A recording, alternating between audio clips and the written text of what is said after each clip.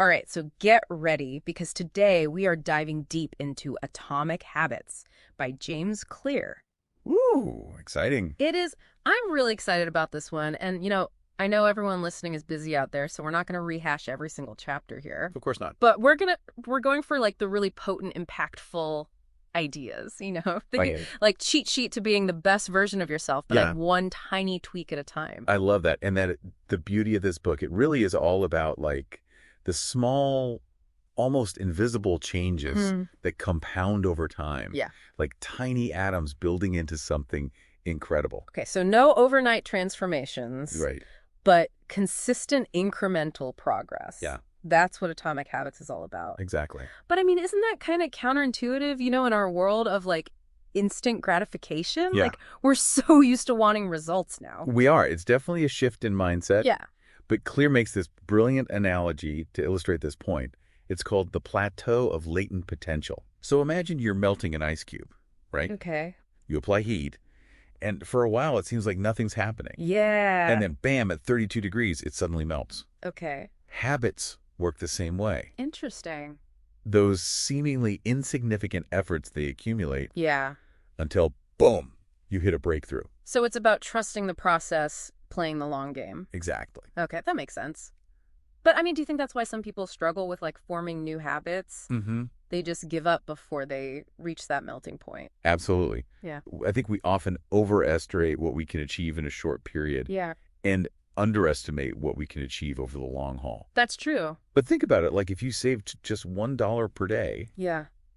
it might seem insignificant now, Yeah. but over time that adds up to something substantial. That's true. Same principle applies to like learning a new language or getting in shape, or Yeah. really any habit you're trying to build. Consistency is key. Okay, I'm starting to see how those like atomic changes can really lead to big results. But there's another concept in the book that I found really intriguing. Okay. This idea of identity-based habits. Ah, yes, this is where things get really interesting. Okay. Atomic Habits argues that lasting change comes from shifting your identity, Okay. not just your actions.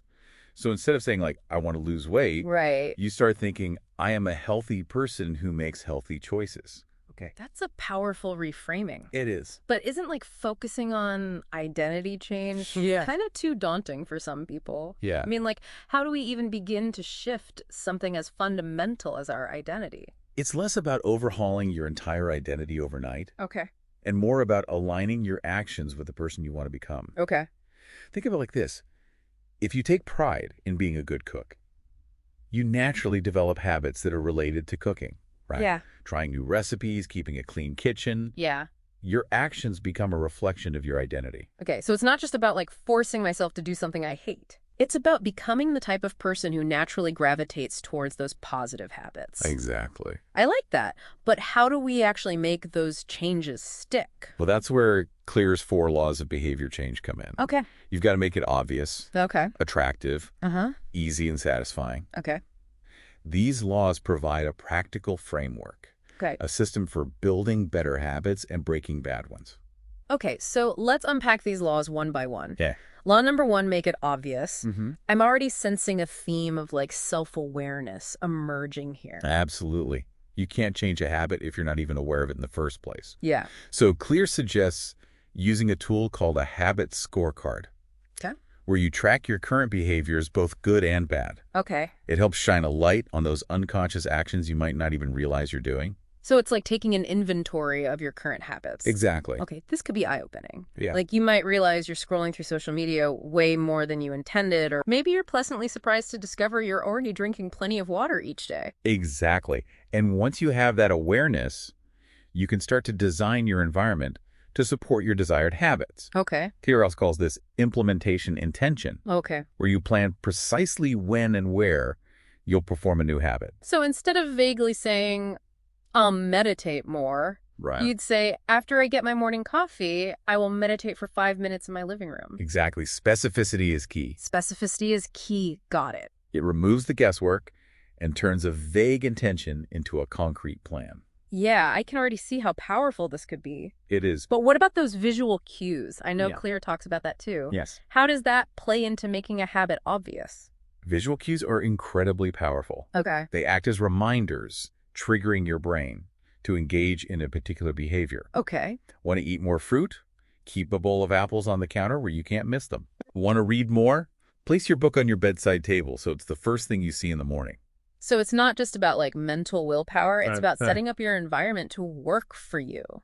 Excellent. Making those good choices, the easy choices. Yes. This is fascinating. It's all about reducing friction and making those desired behaviors as effortless as possible. Okay, we've made it obvious. Mm-hmm. But how do we make those healthy habits more tempting? Right. Let's be honest, we're all drawn to those guilty pleasures. Of course. That brings us to the second law, right? Yes. Make it attractive. Make it attractive. Our brains are hardwired to seek pleasure and avoid pain. Right. So we need to tap into that inherent motivation system. Okay. That's where temptation bundling comes in. Ah, yes. Temptation bundling. Yes. I've heard about this. Have you? Isn't that where you combine something you need to do with something you want to do? Right. Like listening to your favorite podcast while working out. Exactly. By bundling those activities, you're making the need more attractive because you're associating it with something enjoyable. It's like tricking your brain into choosing the healthy option. Exactly. Now I'm all for making things attractive, but let's face it, Yeah. some habits just require like a lot of effort. Yeah. How do we overcome that initial hurdle of like getting started? That's where the third law comes in. Make it easy. Okay. This is all about reducing friction and making the habit as simple as possible to perform. So less about relying on willpower, Right. more about strategic simplification. Exactly. One technique Clear suggests is the 2-minute rule. Okay. Breaking down any new habit into a version that takes less than 2 minutes to do. Okay. Want to read more? Start by reading just 1 page each day. Oh, I love that. Want to start exercising? Yeah. Begin with a 2-minute walk. Because even on the busiest days, you can usually find 2 minutes to spare. Exactly. It's about taking those baby steps and building momentum. But why is that so effective? I mean, 2 minutes seems almost insignificant in the grand scheme of things.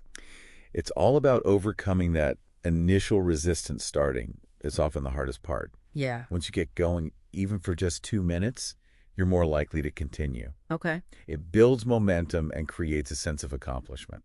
Okay. That makes sense. It's like tricking your brain into taking action. Exactly. 2 minutes is just the starting point, though, right? Right. We need to find ways to make those habits stick for the long haul. Absolutely. And that's where the fourth law, Okay. make it satisfying, Okay. becomes crucial.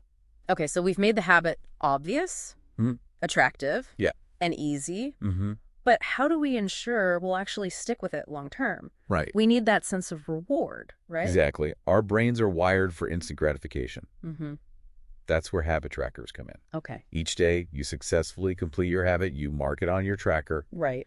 Seeing that streak growing longer each day Mm-hmm. is incredibly satisfying. I've tried habit trackers before, and I have to admit there's something incredibly motivating about visually seeing your progress. Yeah. But why do you think that is? I mean, it's just like a bunch of X's on a piece of paper.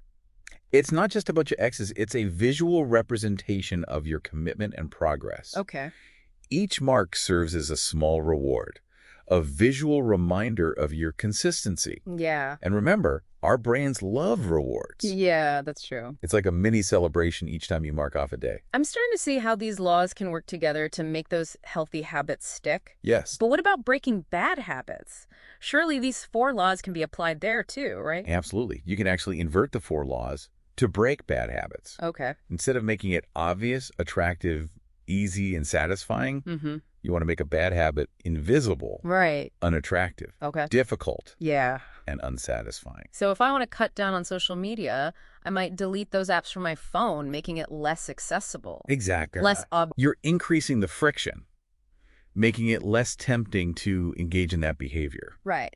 Okay. Or if you're trying to break like a late night snacking habit, Yeah.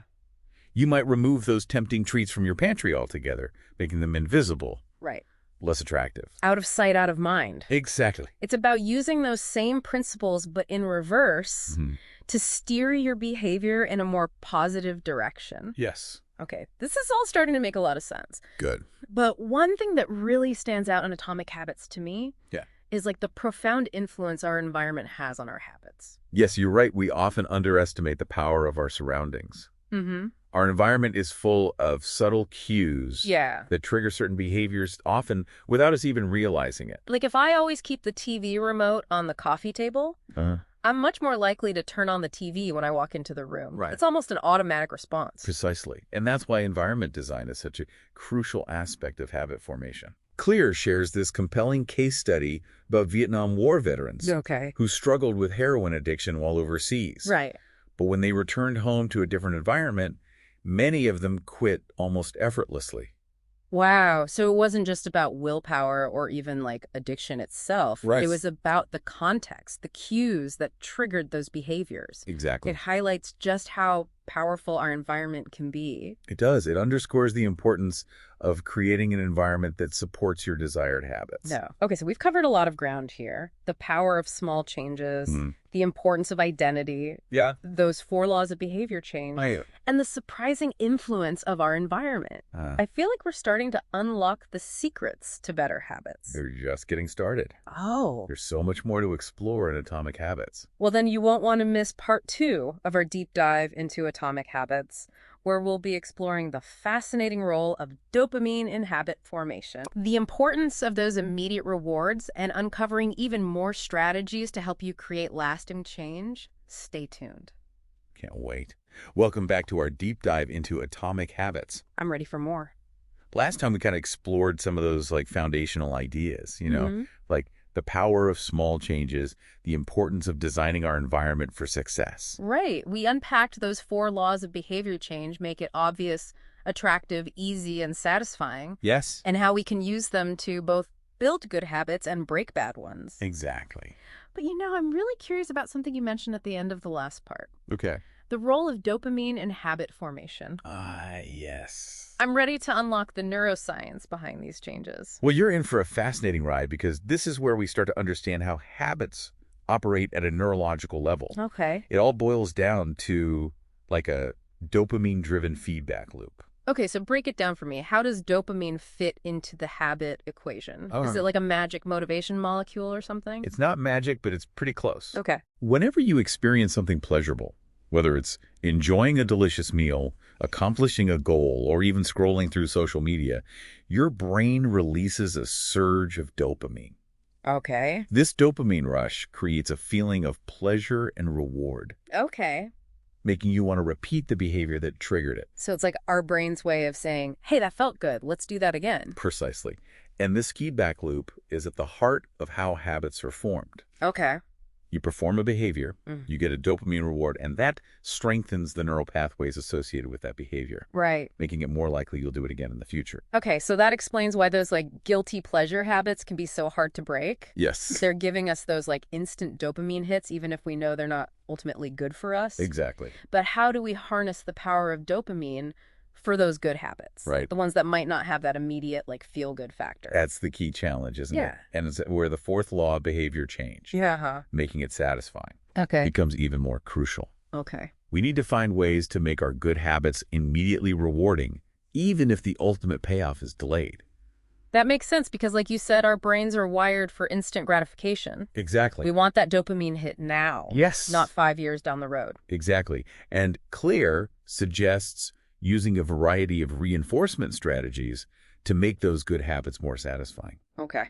For example, you might reward yourself with a small treat after completing a workout Okay. or reaching a savings goal. So we're kind of like hacking our own reward system. Exactly. Yeah. You're strategically using rewards to reinforce those positive behaviors, making them more likely to stick. I like that. And how do those habit trackers we talked about earlier play into this whole like dopamine and immediate reward thing? Habit trackers are a fantastic way to tap into that reward system. Okay. Remember how we talked about our brains loving visual progress? Yeah. Each time you mark off a successful day on your habit tracker, Right. you're getting that visual reinforcement. Right. That sense of accomplishment. Yeah. That triggers a little dopamine hit. It's like a visual reminder of your progress, a pat on the back from your past self. Exactly. And it creates a sense of momentum and accountability, Yeah. making you more likely to stay consistent. Okay. I'm convinced those habit trackers are going straight to the top of my to-do list. Great. But let's be real, some habits are just plain hard, They are. even with all the right strategies in place. Yes. What about those times when motivation just goes out the window? You're absolutely right. Motivation ebbs and flows, and there will be days when those good habits feel like an uphill battle. Yeah. And that's where the concept of the Goldilocks rule becomes even more crucial. Ah, yes. The Goldilocks rule, not too easy, not too hard, but just right. Exactly. We talked about that with the tennis example in the last part. Exactly. This rule applies to any habit or skill you're trying to develop. Right. If you set the bar too high and push yourself too far outside your comfort zone, you're likely to burn out quickly. Yeah. But if you stay too comfortable and don't challenge yourself enough, you won't make significant progress. Right. It's about finding that sweet spot, that zone of productive struggle Okay. that keeps you engaged and motivated. So it's about challenging yourself, but not to the point of overwhelming yourself. Precisely. You want to strike yourself just enough to experience growth without triggering that fight or flight response Okay. that makes you want to give up. It's a delicate balance. It is. But even when we find that sweet spot, Mhm. even when we've got those dopamine rewards lined up, Yeah. I think there's another challenge a lot of us face. Okay. Consistency. Yes. Life happens, things get in the way, Yeah. and sometimes those good habits fall by the wayside. Right. How do we stay consistent when life throws us curveballs? You've hit on a crucial point. Consistency is often the biggest hurdle in habit formation. Yeah. And it's not about achieving some unattainable level of perfection. Right. It's about building systems and strategies that help you get back on track when you inevitably stumble. Systems and strategies. So it's not just about willpower. Willpower is a finite resource. Okay. It gets depleted throughout the day, Yeah. and relying on it alone is a recipe for burnout. Right. Instead, we need to build systems that support our good habits, making them as automatic as possible. Okay. Give me some examples. What kind of systems are we talking about here? Well, think about things like meal prepping. Okay. You invest some time up front to prepare healthy meals for the week, Right. making it easier to resist those unhealthy takeout temptations when you're tired and hungry. Ah, so it's about removing those decision-making moments. Exactly. When we're most vulnerable to those bad habits. Exactly. Or consider setting up automatic savings plans. Okay. You decide once how much you want to save each month, and then it happens automatically Right. without you having to think about it. Out of sight, out of mind, and into my savings account. I like that. It's about creating systems that automate those good behaviors, making them effortless and inevitable. Okay, I'm starting to see how these systems can play a huge role in creating consistency. Yeah. But what about those times when we do slip up? Right. When we miss a workout or indulge in that extra slice of cake? Yeah. How do we bounce back from those setbacks without spiraling into a shame spiral? That's where self-compassion and a growth mindset becomes so important. Okay. Everyone makes mistakes. It's part of the learning process. Yeah. The key is to view those slip-ups not as failures, Right. but as opportunities for learning and growth. So instead of beating ourselves up, Right. we should try to understand why we slipped up Exactly. and what we can do differently next time. It's about being curious about your behavior rather than judgmental. Right. And it's important to remember that progress isn't linear. Yeah. There will be ups and downs along the way. Yeah. The key is to keep moving forward one step at a time. I love that perspective.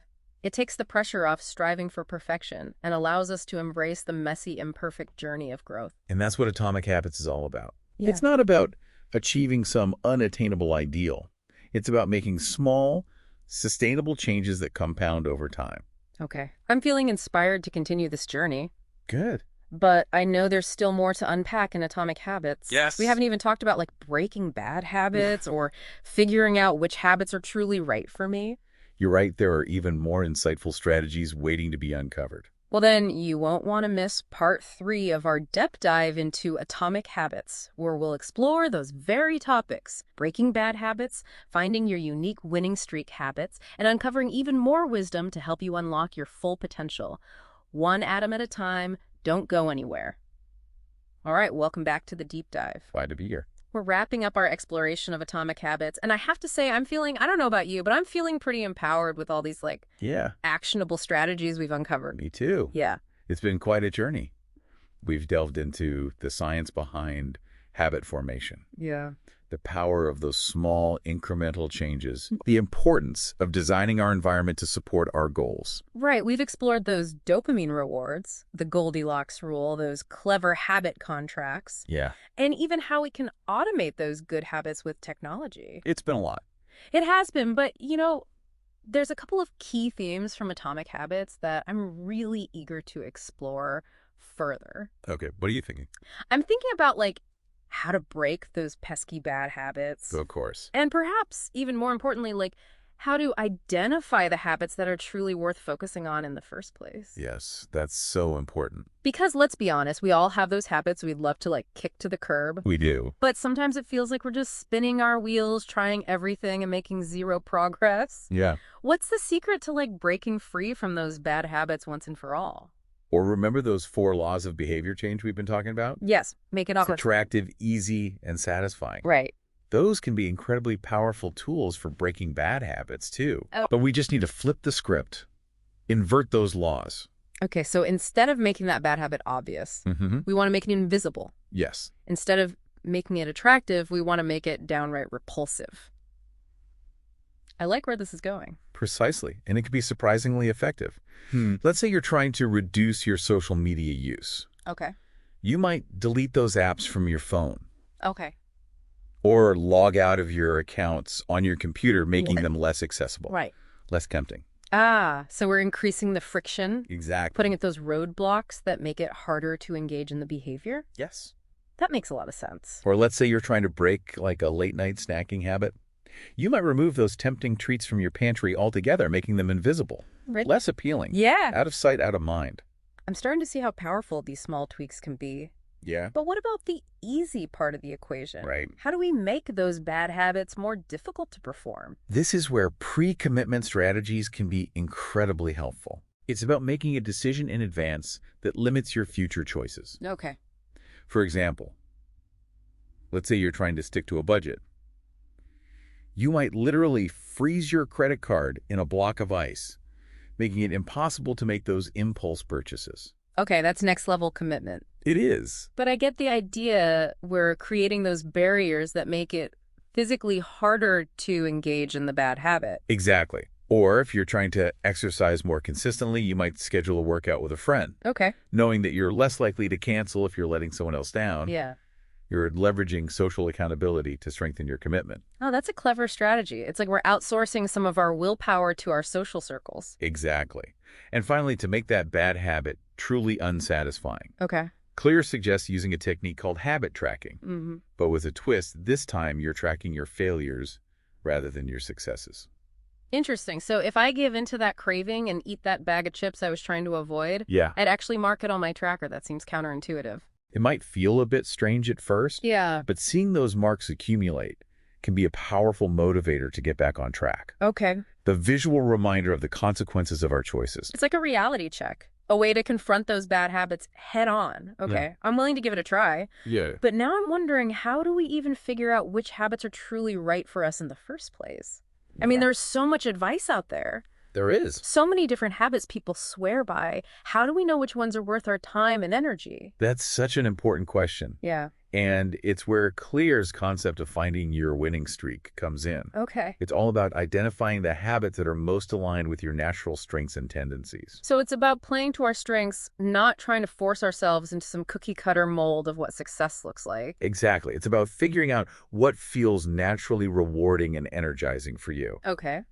Clear believes that each of us has certain areas where we naturally excel. And when we focus our efforts on developing habits in those areas, we're much more likely to experience success and fulfillment. So instead of fighting against our natural inclinations, we should try to lean into them and find habits that complement who we already are. Precisely. Ah. It's about finding those activities that make you feel like you're in a state of flow. Yeah.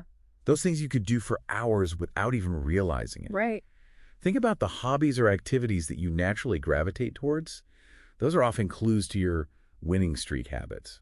That makes a lot of sense. I mean, when you enjoy something, when it feels effortless, you're much more likely to stick with it in the long run. Exactly. It's not about forcing yourself to do things you hate. It's about finding those habits that feel good and fuel your soul. Exactly. And Clear encourages experimentation.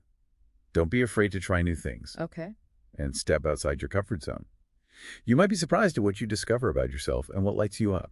It's all about self-discovery. And I love that Claire emphasizes that there's no one-size-fits-all approach to habit formation. What works for one person might not work for another, and that's perfectly okay. Of course. It's about finding the strategies that resonate with you Yes. and your unique personality.